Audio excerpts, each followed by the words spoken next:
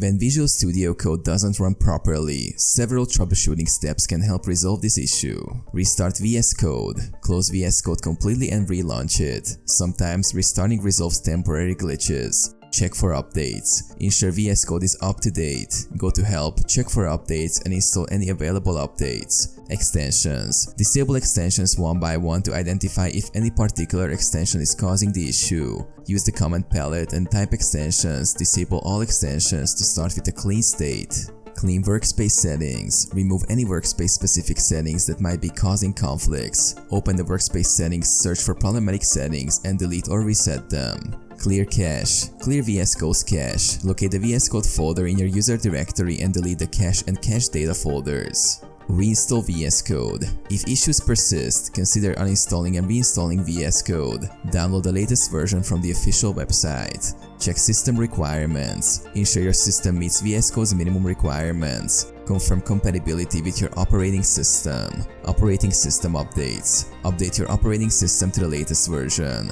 Sometimes OS updates can resolve compatibility issues.